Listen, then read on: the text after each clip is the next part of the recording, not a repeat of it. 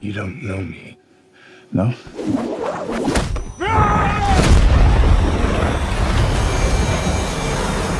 The second mouse gets the cheese. I'm here to thank you.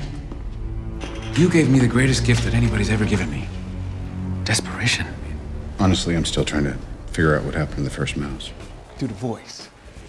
Oh, very well. And you'll never see me coming. Oh! I told you! You have the wrong guy! Does he look like he can fight? Come on, bro!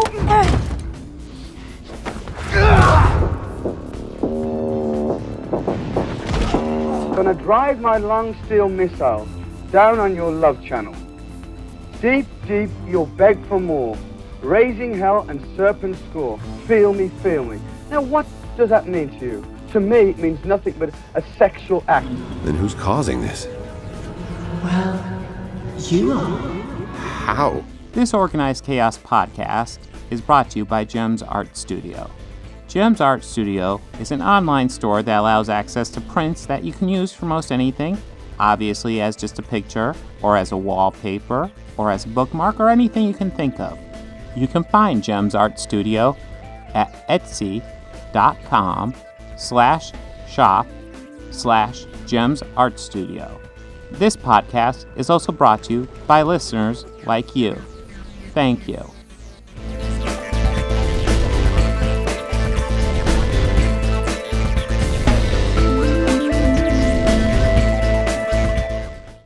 Speaking of Marvel, I believe there's an episode of What If. I believe this one was What If everything worked out great for Doctor Strange and he lived a happy life? That was this one, right? No. I mean, I first thought, is he gonna be a dick? Is he not gonna be a dick in this version? Yeah. No, this is. I think the title's kind of long. I think they kind of shortened it, like, well, if he lost his heart. But the whole title is "What If Doctor Strange Lost His Heart Instead of His Hands?" Okay. And they're not being metaphorical. No. Well, they are being. Yeah. Well, I mean, they're not being literal. They're being metaphorical. Oh, yeah. Well, that's one thing. I mean, like, when I first saw the title, it's like, are they being literal? No. I first saw it as I was like, "Oh, is he gonna have like the Iron Man heart?" Okay, Doctor Pacemaker. I'm good. Let's fucking roll picture. Let's get this. And I wasn't disappointed. I just was not expecting what I got. No, this is a universe in the just a universe here where Doctor Strange. Where Christine, who is the character in Doctor Strange, who's widely criticized for being there just to give him the not gays, but she in this universe is in the car when he has his accident and dies. Yeah, it happens really quick in the episode, and he learns magic in an attempt to bring her back.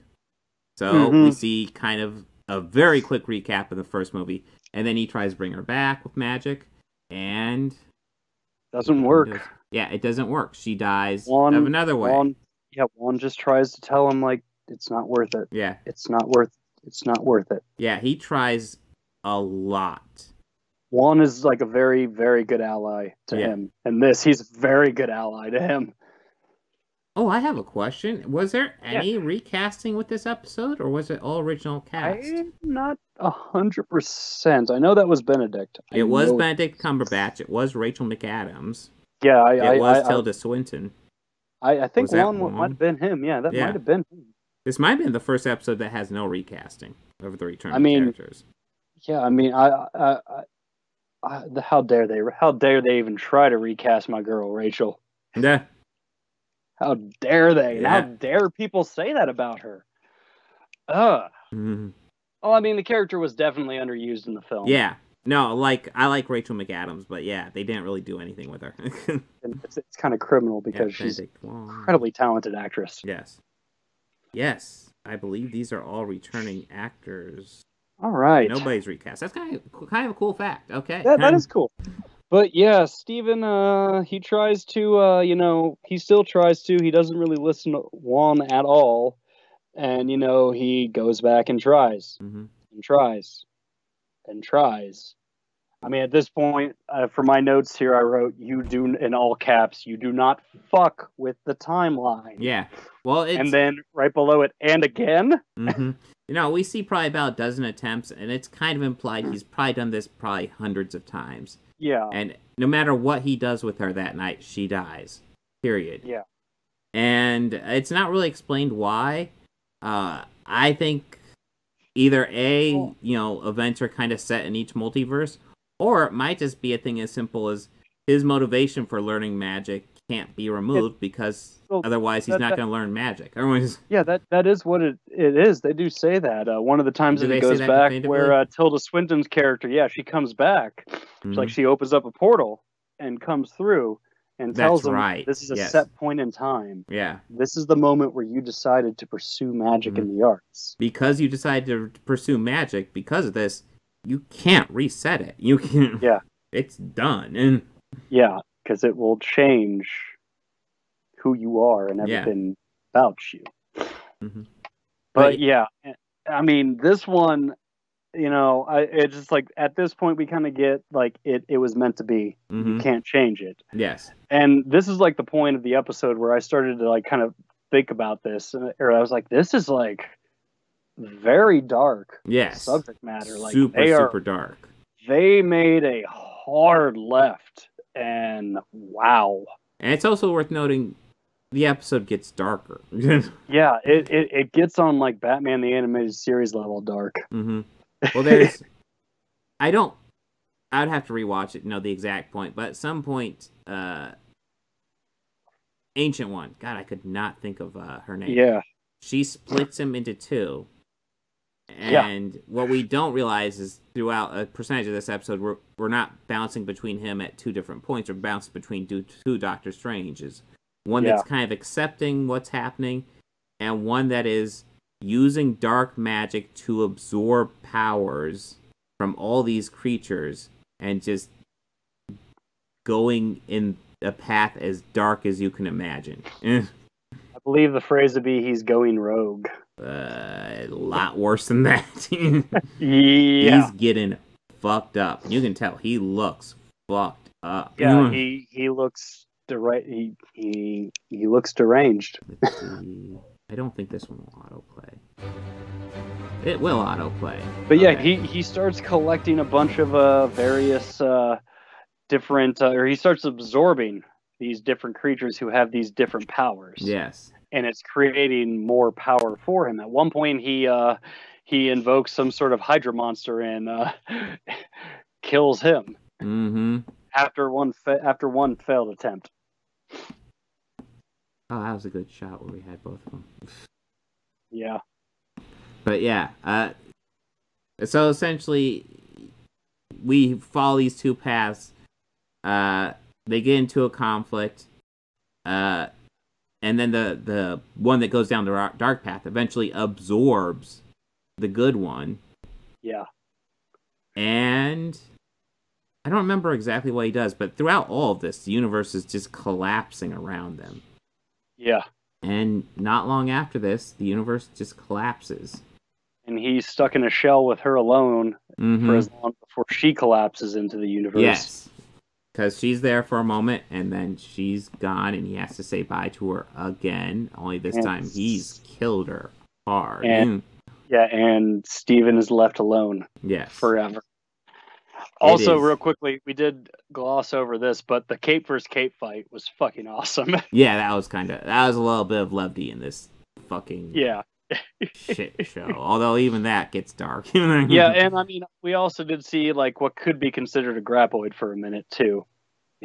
Graboid? Yeah, from Tremors. Oh, God, I haven't seen Tremors in forever. I've been wanting to watch that again. I saw like that giant worm thing come out of the ground. And I was like, hey, a graboid. I was like, hey, a graboid. Cool. Shared universe. The first episode of the MCU was actually Tremors. Yeah, that was a really dark episode. I mean, the series is picking up steam. I really liked the direction they took in this episode in particular. Mm-hmm. I mean, it was a great way to play with the timeline and the scenarios of this particular story.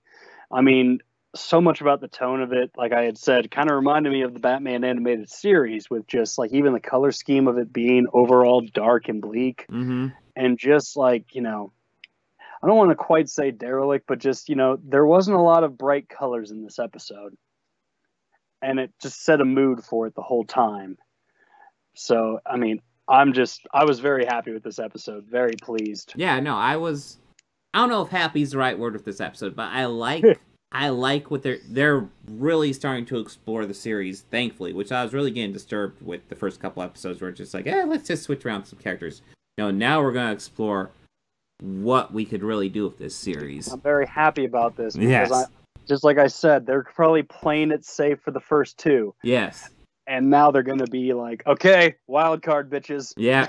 Now we're going to do whatever the fuck we want because we can. This also means now we can watch the zombie... Well, I can watch the zombies episode. Yeah, I gotta wait. My kids will be here tomorrow. I can watch it then. But yeah, I dig what this series is doing right now. It's kind of awesome. Yes. Final thoughts are that this is awesome. Yeah, this is fucking amazing. Yeah. Yeah, I'm happy, and I'm also very much ready for Spider-Man. That's right. Spider-Man is in the next one, isn't he? Yeah, well, from what I understand, I did see like a preview for it, and I think what the gist of it is, and in this one, I saw a zombie Cap, a zombie Iron Man, and a regular Spider-Man. Yes. And from what the description also said, somehow the Avengers got affected by zombies and infected, and some of them are zombies, and the surviving ones are looking for a cure. Okay. So it looks like they're covering Marvel zombies. Cool. I am on board. I am so on board for this.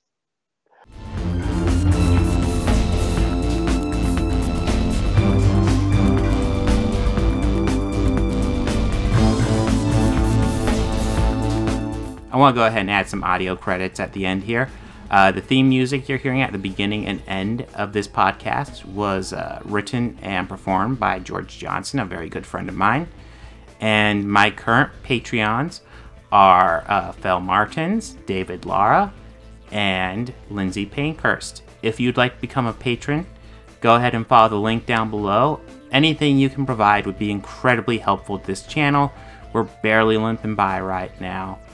I'd love to make this my full-time job, but I'm miles away from that right now. So any help you could provide, just $1 a month would be amazing. You know you want to. All your friends are doing it.